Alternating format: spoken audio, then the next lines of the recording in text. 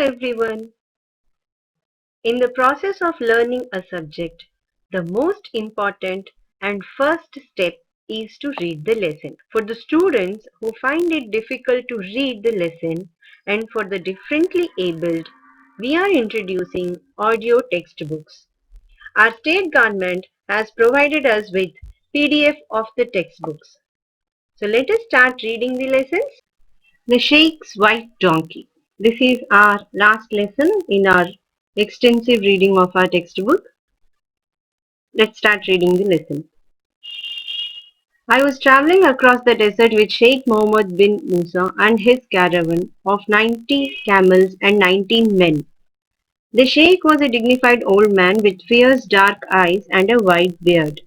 He rode a large white donkey and his donkey was dignified too. The Sheikh treated him as a friend and an equal. They were almost always together all day. They slept in the same tent every night. I was carrying with me about 80 pieces of gold in a leather bag. I kept the bag in my tent at night and every morning I checked it to see that the pieces of gold were safe. On the ninth morning, the bag was not there. I went at once to the Sheikh and complained to him about the loss of my bag. He sat in silence for a few minutes, stroking his beard. At last he said, "The caravan will not leave this camp today. Before evening comes, you will have your gold." After lunch, the Sheikh went to his tent and closed the flap of the tent behind him. After dinner, my host slowly came out of his tent and sent for me. He told me to sit up near him in front of his tent. Then he said, "Bring me the men." All his men stood in a row in front of him. When all the men were there, the Sheikh spoke. "Today some trouble has come to my guest, this traveler. Someone has stolen his bag of gold. Stealing is a crime and to steal from a guest is 7 times worse.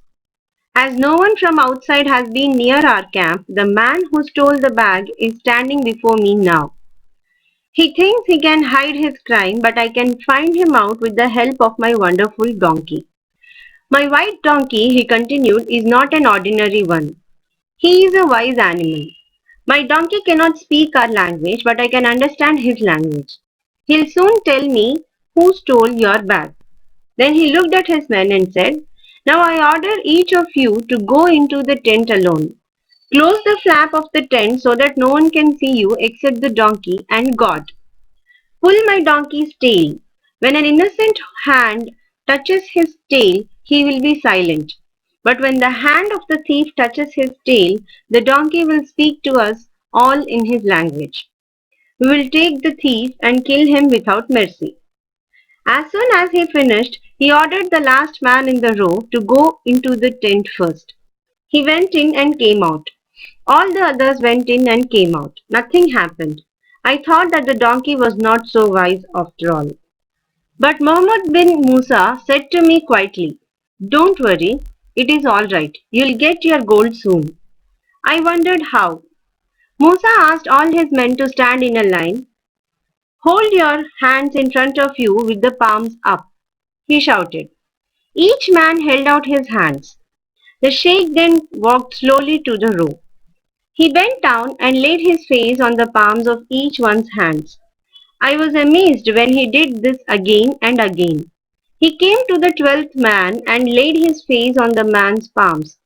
Suddenly he lifted his face, pulled out his sword and shouted, "You dirty thief, get that gold or I'll kill you at once."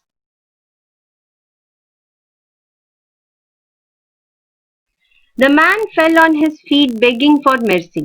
Then he jumped up and ran outside the circle of camels. He pulled up a stone and came back with my leather bag of gold. "Give it to the traveler," shouted the Sheikh. The man put the bag into my hands and I found that all the 80 pieces were in it. Then the Sheikh ordered 2 men to beat the thief. After a minute I begged mercy for him and at my host's command the men let him go. I was eager to know how the Sheikh found the thief. The next day I asked him to explain. He looked at me and said, "You must not tell my men." "Certainly not," I said.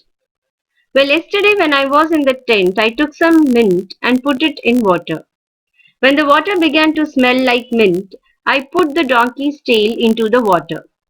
The tail too smelled like mint. That evening, you remember, each man went into the tent and pulled the donkey's tail. All of them except the thief pulled the tail. His hand alone had no smell of mint upon it. It was all in praise for the Sheikh's wisdom.